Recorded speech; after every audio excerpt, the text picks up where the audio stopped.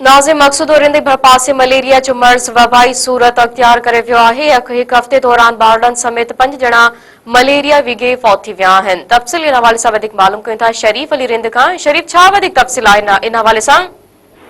जी बिल्कुल ही मक़सूदो रिंद ऐं भरपासे जे ॻोठनि में जेका मलेरिया आहे उहा वबाई सूरत अख्तियार करे वई आहे। हिक हफ़्ते दौरान 5 जेके से हयातियूं हुन गिरकाए वरितियूं आहिनि। गुज़िरियल ॾींहुं 3 नौजवान जे फौत थियण जा इतला साम्हूं आया आहिनि। ॻोठ खान रिंद में पुरियत दिलबार रिंद जा 2 नौजवान नींगर आहिनि। हिक 14 साला इंसाफ़ अली रिंद आहे ऐं 9 साला सबागो खान रिंद आहे, जेके मलेरिया विघे फौत थी विया आहिनि। जॾहिं त ॻोठ शेरखान टालपुर जो 17 सालनि जो नौजवान सलमान टालपुर वलद मोहम्मद रमज़ान टालपुर पिणु मलेरिया विघे जेको सो फौत थी वियो आहे।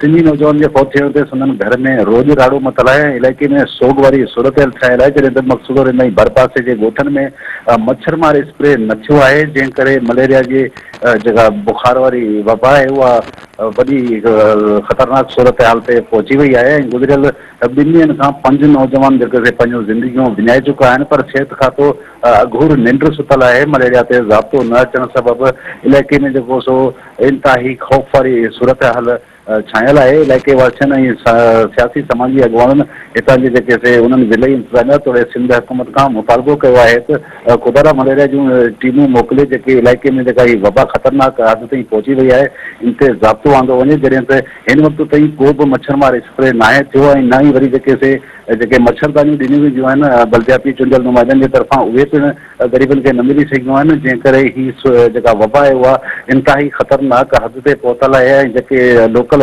क्लिनिकूं आहिनि, अस्पतालूं आहिनि, उहे मरीज़नि मां भरिजी वियूं आहिनि ऐं ॻोठणनि में जेके सो इहा वबा तेज़ी सां वधी रही आहे। ऐं हिननि मुतालबो कयो आहे सिहत वारी वज़ीर आहे जेका अज़रा पची उन खां ई जिन खां बि हिते टीमूं मोकिले मुख़्तलिफ़ ॻोठनि में जेके से कैंपूं क़ाइमु कयूं वञनि जीअं हिन ते ज़ाब्तो अची सघे। जी